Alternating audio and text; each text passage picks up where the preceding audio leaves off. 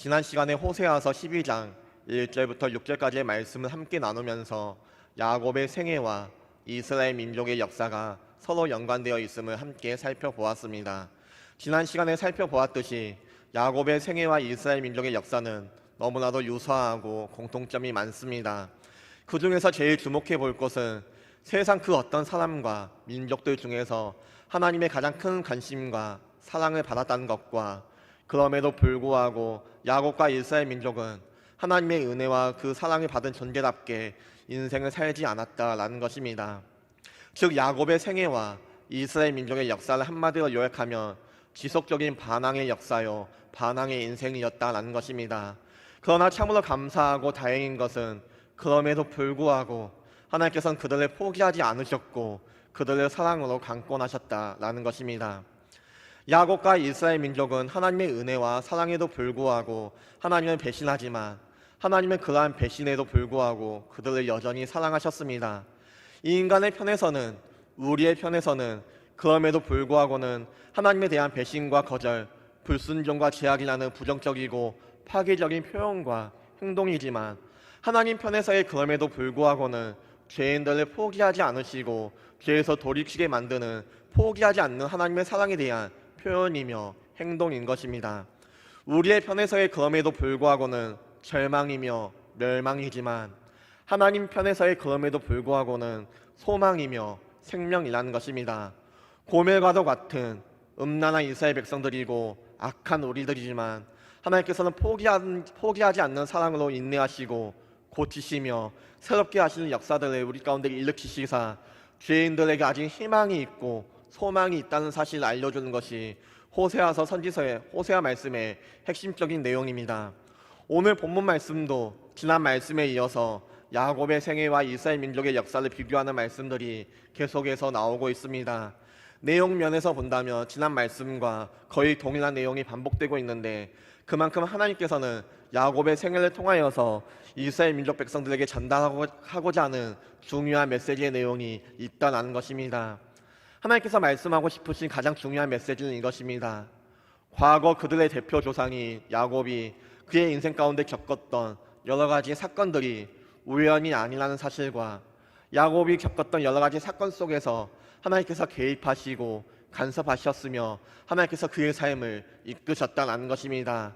그리고 야곱의 인생을 간섭하셨으며 연단하셨던 그 하나님이 동일하게 그의 후손이 이스라엘 민족 가운데에서도 역사하시며 그들의 삶을 간섭하시며 인도하고 계신다는 것을 그들에게 전달하고자 하는 것입니다. 하나님은 이러한 메시지와 교훈을 전달하기 위하여서 지금까지 야곱과 이스라엘 민족의 인생을 어떻게 지도하셨고 어떻게 간섭하셨으며 어떻게 인도하셨는지 그렇게 말씀하고 있습니다. 야곱의 인생과 이스라엘 민족의 역사를 지도하시고 간섭하신 그 열심의 하나님은 오늘날 우리의 삶 가운데 우리가 믿고 섬기는 하나님과 동일한 분이시며 그 하나님의 열심이 오늘날 우리의 삶 가운데도 동일하게 임하고 계신다는 것을 우리는 기억해야 할 것입니다. 우리는 오늘 본문의 말씀을 통하여서 하나님의 열심이 지금까지 야곱과 이스라엘 민족의 삶을 인도하셨다는 것을 함께 살펴본 후에 오늘 우리에게 주는 메시지가 무엇인지 함께 살펴보도록 하겠습니다. 먼저 하나님께서는 죄를 죄라고 여기지 못하고 있었던 야곱과 이스라엘 민족의 비참한 상태를 드러내고 있으십니다. 하나님께서는 당신의 열심으로 야곱의 생애를 비롯해서 이스라엘 민족의 역사 가운데 제일 우선순위로 간섭하고 있는 부분은 그들의 상태가 얼마나 형편이 없고 죄로 말미암아 비참한 상태였는지 하나님께서는 깨닫게 해주고 있는 것입니다. 우리 7절 말씀 함께 읽겠습니다. 그는 상인이라 손에 거짓 저울을 가지고 속이기를 좋아하는도다.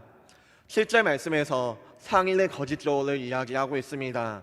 이것은 남을 잘 속이고 사기를 치며 다녔던 야곱의 지난 날을 회상케 하는 이야기입니다. 그런데 이러한 야곱의 좋지 못한 모습이 그의 후손인 이스라엘 백성들에게 그대로 이어졌다는 것입니다. 이스라엘 백성들 역시 남을 속이고 사기치는 악한 행동을 주저없이 하고 있음을 하나님께서는 지적하고 있는 것입니다. 이어지는 8절 말씀도 우리 함께 읽겠습니다. 에브라임이 말하기를 나는 실로 부자라 내가 재물을 얻었는데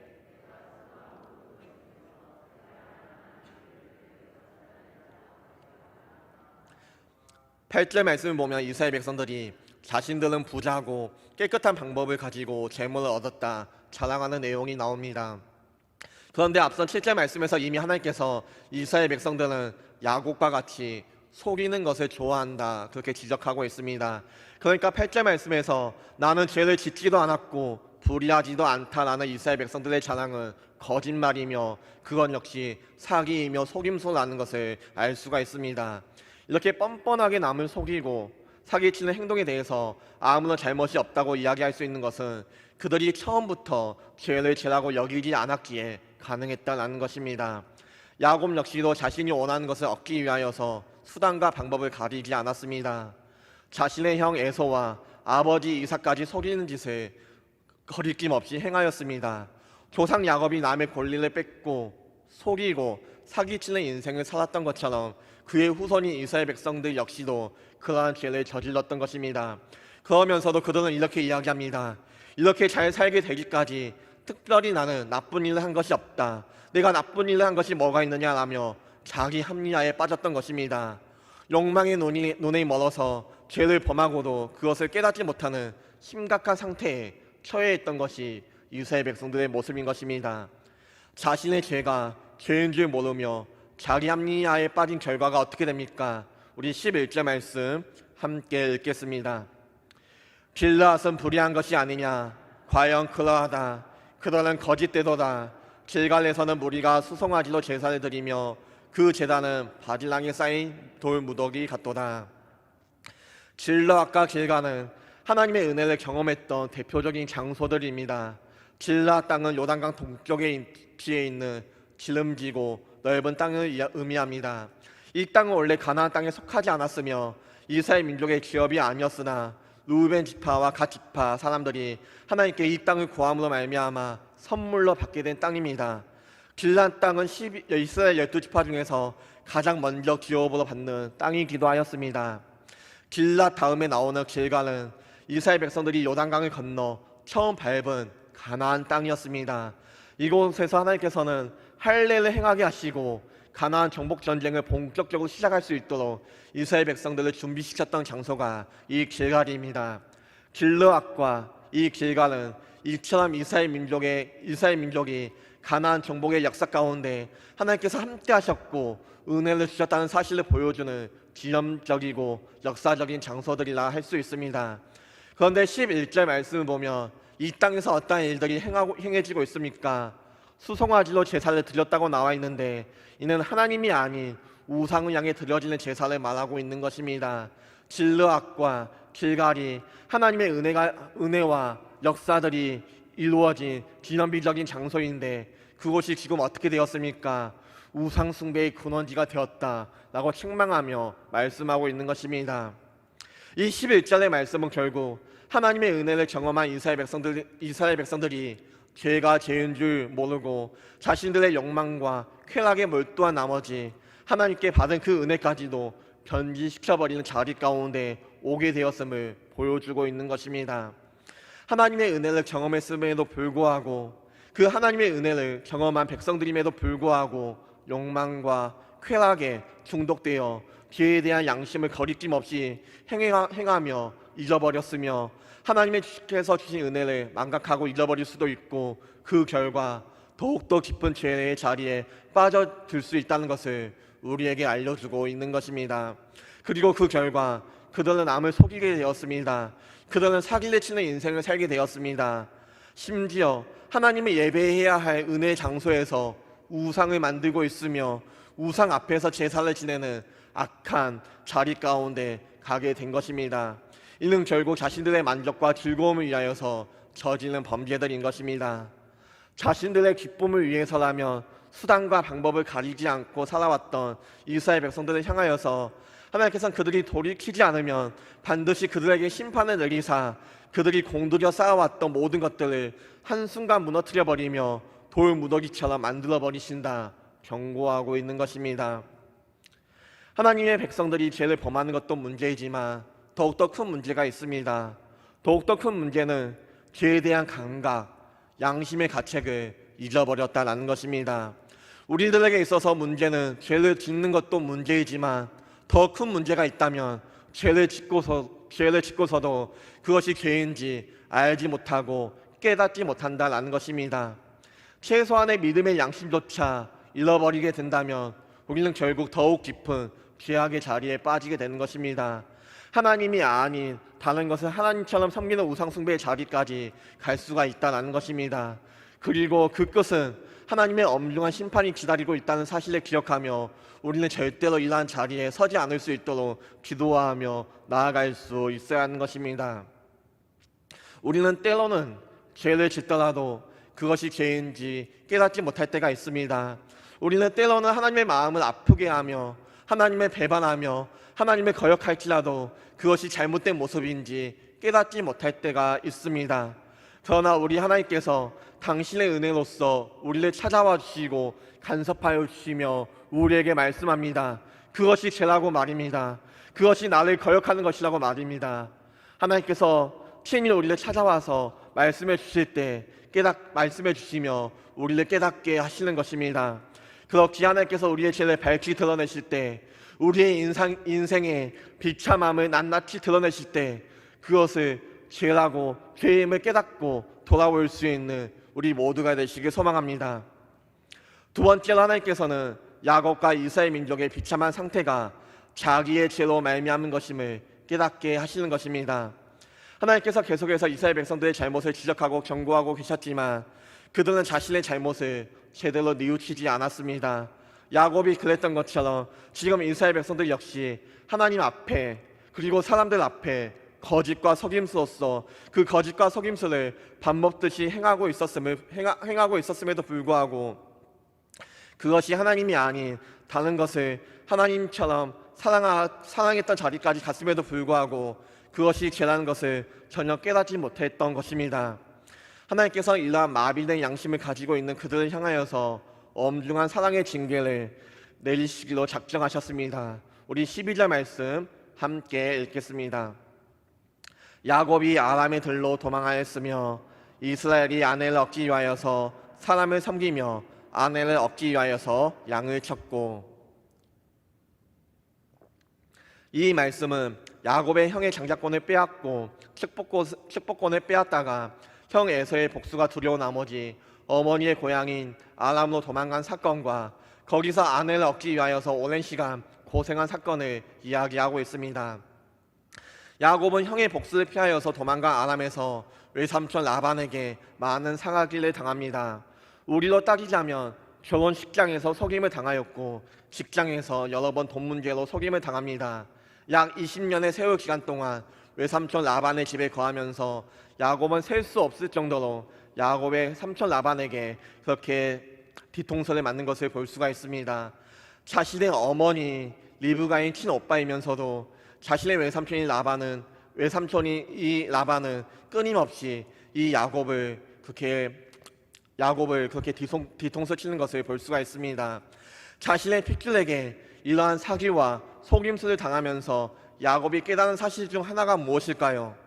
바로 그것은 나도 형과 아버지에게 그러한 짓을 했다라는 것입니다. 형과 아버지가 나한테 속임을 당했는데 그때 그 배신감이 지금의 그 모습과 같다라는 것을 야곱은 깨달았을 것입니다. 야곱은 라반에게 사기를 당한 일로 인하여서 자기 자신을 돌아보았을 것입니다. 자기가 아버지 이삭과 형 에서에게 한 행동이 그 거짓말이 얼마나 그들에게 상처와 배신감을 주었는지 야곱은 깨닫게 되었을 것입니다. 야곱이 얼마나 진심으로 과거의 일을 반성하고 깨달았는지는 정확히는 알 수 없습니다. 그러나 분명한 이러한 일들을 겪으면서 자신의 잘못한 것을 그대로 돌려받고 있다는 사실을 야곱은 깨닫고 알게 되었을 것입니다.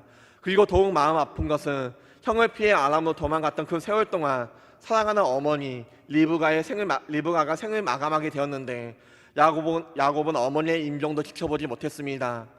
야곱은 개인적으로 형과 아버지를 각각 한 번씩 총 2번만 속인 잘못을 하였는데 그 잘못으로 말미암아 20년이라는 긴 시간 동안 고통의 세월을 보냈다는 것이 조금 억울할 수도 있을 것입니다.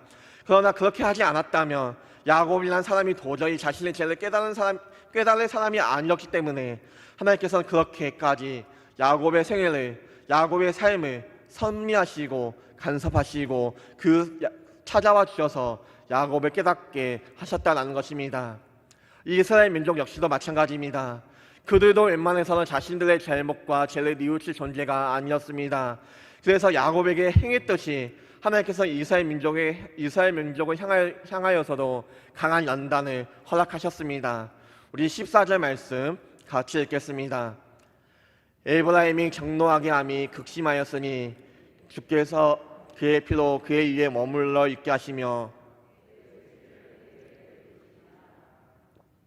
이 말씀은 이스라엘 민족의 모습, 죄를 죄라고 깨닫지 못하고 더욱 큰 죄악의 자리로 빠져드는 그들의 모습이 하나님을 극심하게 경노하게 만들었으며, 그들이 행한 그대로 하나님께서 부끄러움과 수치를 갚아주신다는 의미를 가지고 있습니다. 좋은 말로 하면 죄를 지적하여 주시고 그들의 잘못을 드러내어 주실 때까지 뉘우치고 회개했으면 하나님께서 용서해 주셨을 텐데, 그것을 거부했으니 결국 하나님께서는 사랑의 매를 드신다는 것입니다.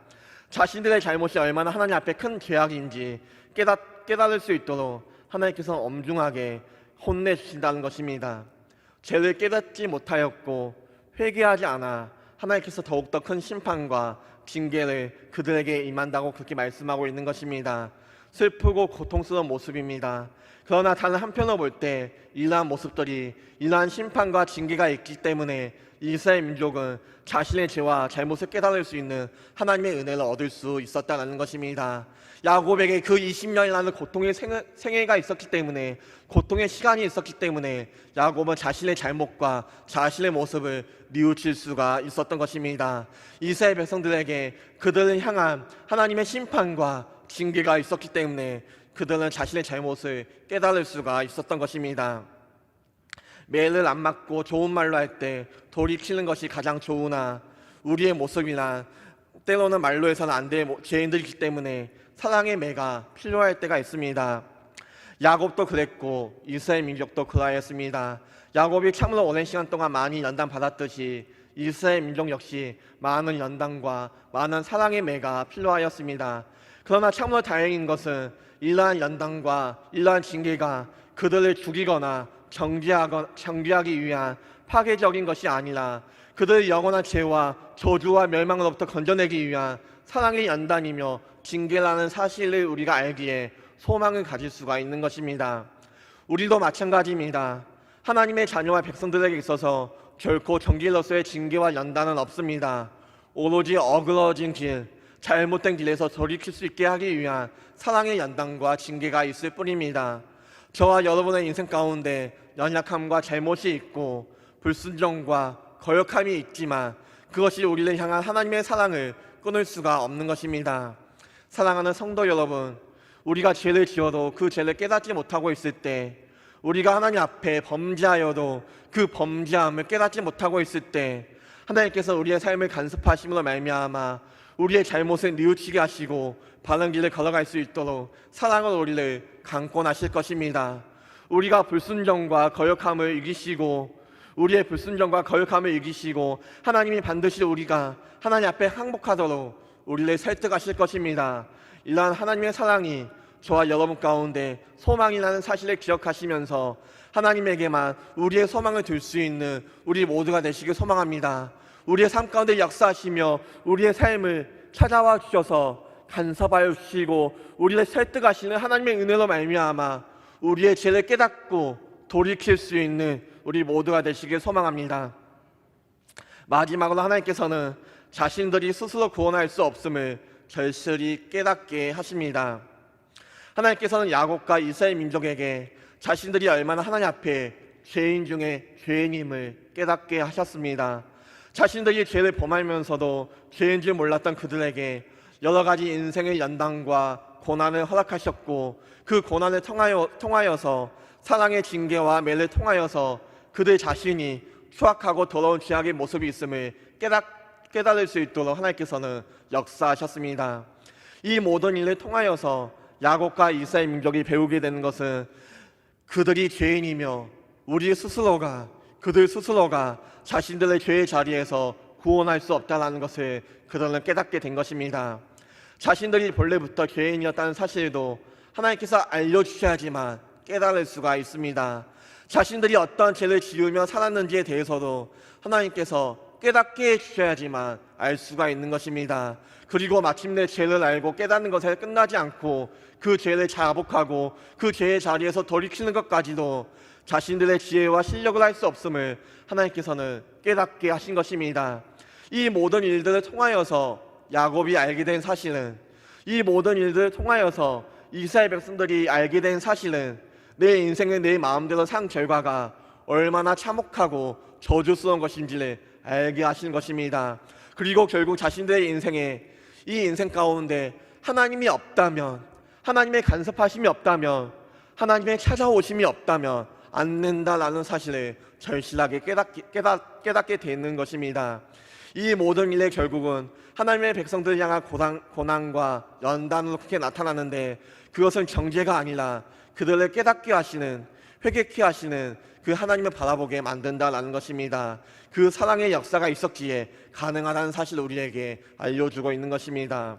우리 13절 말씀 함께 읽겠습니다. 여호와께서는 한 선지자로 이스라엘을 애굽에서 인도하여 내셨고,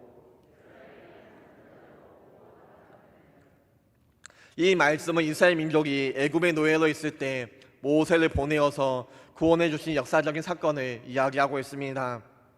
그들 스스로 애굽의 노예에서, 그 애굽의 노예의 생활에서 벗어날 수가 없었습니다. 그들 스스로는 그 죄의 자리에서 벗어날 수가 없었던 것입니다. 그래서 하나님께서는 모세를 보내셔서 10가지 재앙을 내리게 하셨습니다.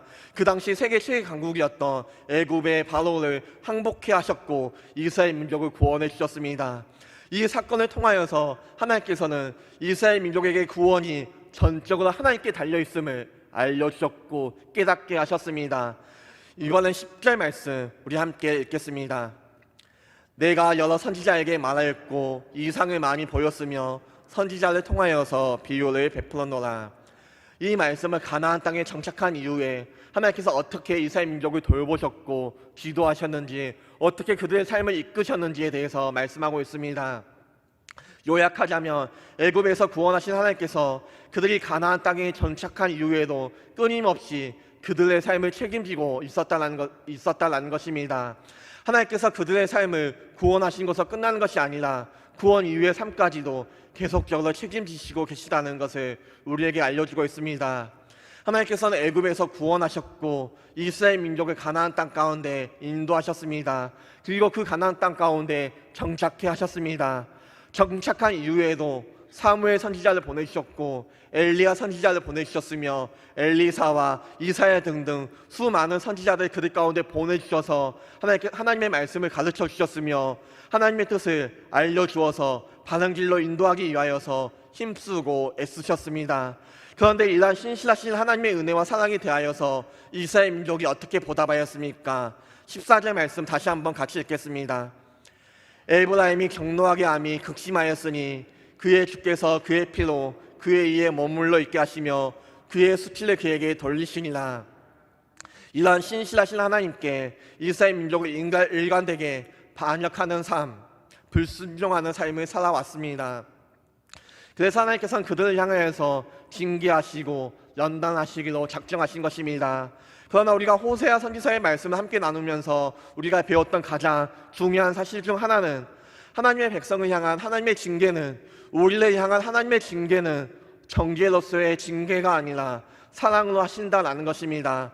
택하신 백성들의 죄를 적나라하게 지적하시고 가감없이 죄를 깨닫게 하시고 엄중하게 징계하시지만 이 모든 것은 결국 하나님의 백성들이 회개케 하는 결과를 가져오게 한다라는 것입니다. 이 모든 것은 결국 하나님의 백성들이 죄를 깨닫게 하고 하나님께로 돌아오게 한다는 것입니다. 9절 말씀 같이 읽겠습니다. 내가 애굽 땅에 있을 때부터 나는 내 하나님 여호와니라. 내가 너로 다시 장막에 거주하게 하길래 명제날에 하던 것 같게 하리라. 9절에는 유월절 사건과 출애굽 사건을 이야기하고 있습니다. 애굽의 노예에 있을 때 하나님께서 10가지 재앙을 통하여서 애굽에서 그들을 구원해 주었습니다. 이 말씀은 애굽에서 그들을 구원하시고 광야에서 그들을 인도하신 하나님이 그들을 결코 버리거나 포기하지 않으신다는 것을 이야기하고 있습니다. 이 말씀 역시도 결국 하나님의 백성들을 향한, 우리를 향한 하나님의 징계와 훈계의 최종적인 목적은 구원이며 회복에 있다는 사실을 우리에게 알려주고 있는 것입니다. 다시 야곱의 사건을 살펴보면 어떻습니까?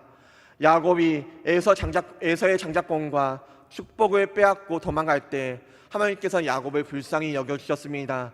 분명히 잘못을 해서 도망가는 가운데 있는 그 야곱을 혼내주시고 징벌하셨지만, 그 혼내시고 징벌하시는 것이 아니라 오히려 베델에서 하나님을 만나게 하시는 은혜를 베풀어 주었습니다. 20년의 그 고통과 연단의 시간이 지난 후에 하나님께서는 베델에 있는 그 야곱을 찾아와 주셨습니다. 약복 강가에서 천사와 씨름을 하던 야곱에게 하나님께서는 그 야곱이 잘한 것이 하나도 없음에도 불구하고 이스라엘이라는 그 이름을 선물로 허락해 주셨던 것입니다. 이와 똑같이 야곱처럼 잘못을 한 이스라엘 백성들을 하나님께서는 징계로만 다루지 아니하시고 은혜를 약속해 주셨습니다. 신실하신 그 하나님께서 그들에게 언약을 허락하여 주셨으며, 하나님께서는 그 언약을 신실하게 이루신다 말씀하시며 약속하신 것입니다. 그리고 그 은혜는 단순히 복만 주시고 만사 형통케 해주시는 은혜로만 끝나는 것이 아니라 인생이 회복되고 영혼이 새롭게 거듭나는 은혜임을 우리에게 알려주고 있는 것입니다. 사랑하는 성도 여러분, 과거의 야곱과 그 이스라엘 민족을 인도하시고 지도하셨던 그 하나님께서 지금 우리와 함께 하시고 우리의 삶을 인도하시며 지도하시며 간섭하고 역사하심을 믿으시기 바랍니다. 우리는 야곱과 이스라엘 민족처럼 은혜로 택함을 받은 존재들입니다. 그러나 우리의 택함받은 자답게 우리는 살지 못하였고 죄만 짓고 하나님 앞에 불순종하며 살아왔습니다. 그럼에도 불구하고 하나님께서는 야곱과 이스라엘 백성들을 포기하지 않으셨고 사랑으로 연단하며 고치셨던 것처럼 우리 역시 하나님께서는 당신의 열심을 가지고 우리의 삶 가운데 찾아와 주셨으며 우리의 삶 가운데 간섭하여 주시고 우리를 설득하시며 아름답게 우리의 삶을 만들어가고 계심을 믿으시길 바랍니다. 저와 여러분은 지금 하나님의 영광의 작업장 안에 있는 존재들입니다. 하나님께서는 저와 여러분을 새로운 존재로서, 하나님의 백성의 자녀로서 불리우기에 부끄럽지 않는 존재로 우리를 연단하며 만들어가고 있는 것입니다. 우리를 새롭게 하시는, 하나님의 은혜에 반응하며 나아가시는 우리 모두가 되시길 소망합니다. 하나님께서 우리의 삶 가운데 찾아오셔서 우리를 깨닫게 하실 때 우리의 죄악된 모습을 깨달을 수 있는 우리 모두가 되시길 소망합니다. 우리는 너무나도 완악합니다. 우리는 너무나도 죄가 많습니다. 그리하여서 우리는 때로는 깨닫지 못할 때가 너무나도 많습니다. 내가 하는 모습들이, 내가 하는 생각들이, 내가 하는 말과 행동들이 하나님 앞에 큰 죄악들임을 깨닫지 못할 때가 우리는 너무나도 많습니다. 그렇기 때문에 우리는 겸손하게 하나님 앞에 기도할 수 있어야 하는 것입니다. 하나님, 깨닫게 하여 주시옵소서. 나의 완악한 모습들, 나의 연약한 모습들, 나의 불순종이고 하나님 앞에 불순종하며 거역하며 반역하는 모습들, 하나님 앞에 하나님께서 싫어하시는 모습들이 내 안에 있다며 하나님 깨닫게 하여 주시옵소서라고 우리는 기도할 수 있어야 하는 것입니다. 그리하여서 하나님께서 우리를 깨닫게 하여 주실 때 우리는 돌이킬 수 있어야 하는 것입니다. 우리가 깨닫지 못하는 우리를 향하여서 찾아와 주셔서 우리를 깨닫게 하시고 우리를 새롭게 하시는 그 하나님의 은혜 앞에 우리는 순종하며 나아갈 수가 있어야 하는 것입니다. 바라고 원하는 것은 우리의 삶 가운데 찾아오시는 그 하나님의 은혜 앞에 순종하며 나아갈 수 있는 우리 모두가 되시길 소망합니다. 우리를 새롭게 하시는 그 하나님의 은혜 앞에 감사하며 순종하며 나아갈 수 있는 우리 모두가 되시길 소망합니다. 우리 시간 새롭게 하소서 함께 찬양하며 기도하며 나아가겠습니다.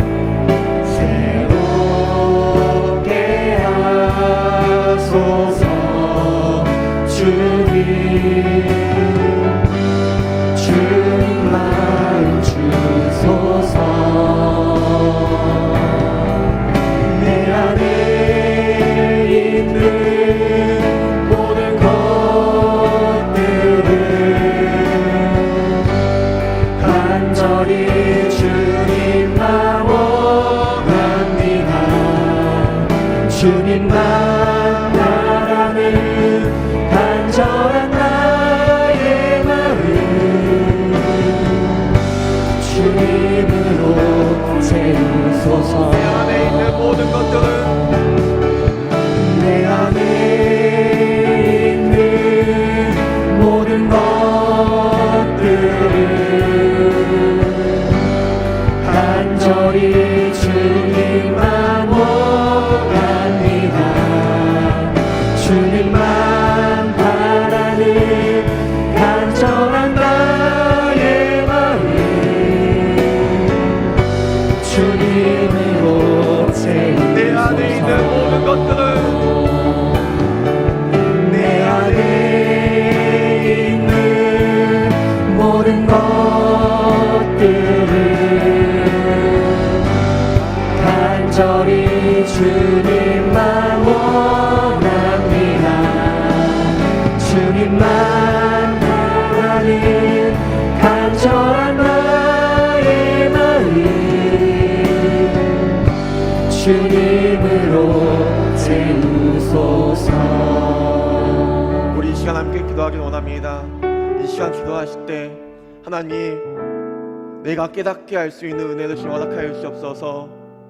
내가 하나님 앞에 범죄하며 하나님 앞에 죄를 지으며 나아갈 때 때로는 주님 우리가 그것이 죄인 줄 깨닫지 못할 때가 너무나도 많습니다. 우리는 시시때때로 하나님의 마음을 아프게 합니다. 우리는 시시때때로 하나님의 뜻이 아니라 나의 뜻을 우선시하며 하나님의 말씀을 불순종하며 살아갑니다. 그러나 주님, 우리가 그것이 죄인 줄 알지 못하며 깨닫지 못하며 살아갈 때가 너무나도 많습니다.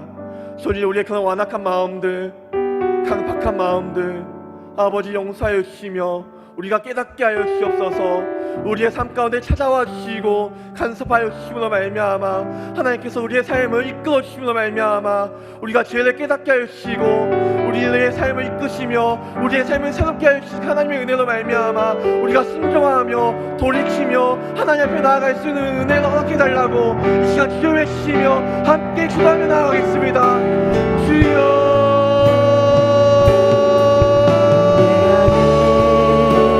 아버지여,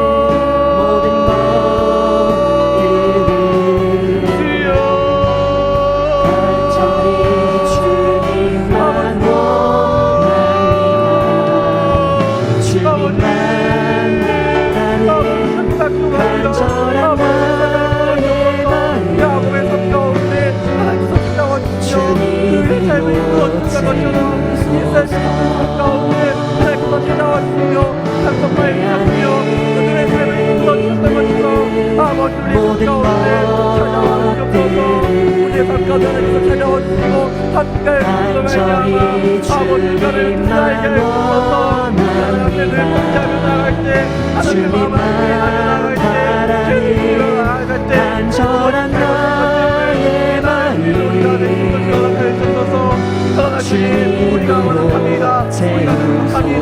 때로는 죄를 지음에도 불구하고 그것이 죄인을 알지 못하는 나를 모르겠습니다. 우리가 알게 하여 주옵소서. 깨닫게 하여 주옵소서. 우리의 삶 가운데 찾아오셔서 우리 함께 해주시며 우리에게 말씀하여 주시는 우리가 깨닫게 하여 주옵소서. 우리의 삶 가운데 찾아오셔서 우리의 간절한 나의 마음 우리가 주님만을 바라보며 나아갈 수 있는 아버지 그 은혜로 이길 수 있듯이 또한 함께 해주옵소서. 우리를 새롭게 해 주시는 말미암아 주님을 바라보게 해 주옵소서. 우리를 새롭게 하시는 주님의 은혜로 말미암아 주님을 바라보며 주님을 찬양하며 주님의 간절히 주님만 원합니다. 주님만 바라는 간절한 나의 마음 아버지여 저희들의 삶이 될 수 있도록 주님 도와여 주옵소서. 채우소서.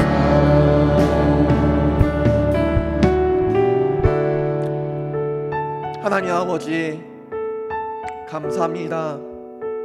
야곱의 삶을 주님께서 찾아가 주셔서 그의 삶을 이끄셨던 것처럼 이스라엘 백성들을 포기하지 아니하시고 그들의 끊임없는 반역과 불순종에도 불구하고 늘 사랑으로 다가와 주셨던 것처럼 하나님 우리를 포기하지 아니하시며 사랑하여 주심에 하나님 감사합니다. 하나님 우리가 깨닫게 하여 주시옵소서. 우리가 하나님 없으며 살아갈 수 없는 그런 연약한 존재들임을 깨닫게 하여 주옵소서. 죄의 자녀가 우리의 신분이 아니라 하나님의 자녀, 하나님의 백성이 우리의 신분이며 우리의 모습임을 우리가 늘 기억하며 나아갈 수 있는 저희들 될 수 있도록 인도하여 주옵소서. 혹 주님 우리가 연약하여서 하나님 앞에 불순종할 때가 있습니까? 우리의 삶 가운데 주님께서 찾아와 주셔서 말씀하여 주옵소서.